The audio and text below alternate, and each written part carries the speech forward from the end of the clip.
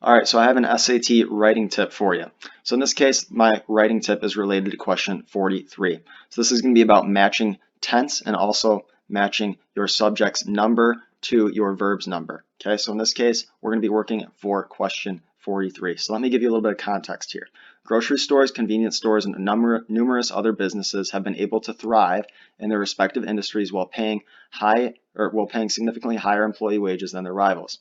The success of these businesses highlight, okay, now what I see here is I have a verb in the middle of my sentence. If I have a verb in the middle of my sentence underlined, I'm looking to do two things more than likely. The first thing that I'm looking to do is to match my subject's number. I want to match my subject's number to my verb's number. Okay, so I want to match my subject's number to my verb's number. Okay, so I want to make sure that my subject, if my subject's singular, I need my verb to be singular. If my subject is plural, I need my verb to be plural. And then the second thing I'm looking to do is match tense, right? I want it to be in the same tense. So those are the two things that I want to do. So in this case, I have the word highlight. Now keep in mind, I know since all of my other verbs here are highlight as well, I know I'm not dealing with a question about tone or about word choice. So since it's not a question about word choice and it's a verb underlined in the middle of a sentence, I want to make sure it matches the number of my subject and also matches the tense of the rest of my paragraph or the rest of my sentence. Okay, so in this case, I saw I had the verb thrive up here. I see that thrive is present tense, so I want to be in the present tense.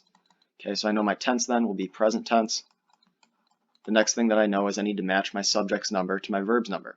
So I have my verb highlight. Now I need to identify the subject.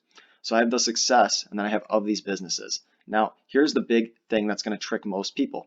They're going to think that their verb has to be plural because they see the word businesses next to it.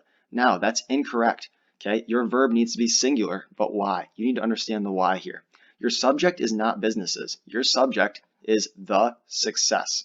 Okay, and I'm actually going to put that in green so that way you can see that that is our subject. Okay, so I'm going to differentiate that from something else real quick. So the success, that right there is our subject. Now we know that the success, that's singular. Okay, so your subject is going to be singular and therefore your verb will have to be singular. Now why is your subject not of these businesses?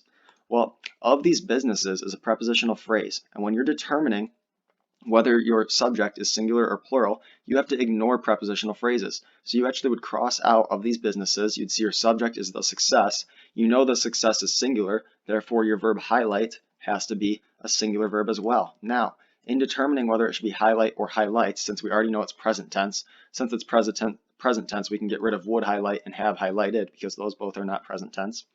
Right, so now we can go ahead and take a look at highlights versus highlight. Now, if we're going to use the singular version, which we are here, since the success is singular, we would say he highlights, right? We'd say he highlights. That's what we'd say if we were in conversation, right? That matches our singular he to our singular verb highlights. Therefore, since we have singular the success, we need to have singular verb highlights. So our answer for 43 would be D. Now, if we had a plural subject, we would say they highlight, right? And that's a trick that you can use if you're ever unsure which form of a verb is singular versus plural, then go ahead and use he versus they, or you can use she. She works as well. But go ahead and use he or she and then they, right? If you would use the verb that you would use with they, that's going to be your plural verb, and the verb that you would use with he or she, that's going to be your singular verb. So that's a tip that you can use to help you identify whether or not a verb is singular versus a plural verb. So that's one thing that some people get confused on. And then the other thing that can trip you up is if you're not crossing out these prepositional phrases. When you're determining the subject, you want to cross out prepositional phrases. Now, things that indicate a prepositional phrase would be a word like of. Okay, when we see of these businesses right next to our subject, the success, we want to make sure that we're ignoring that prepositional phrase.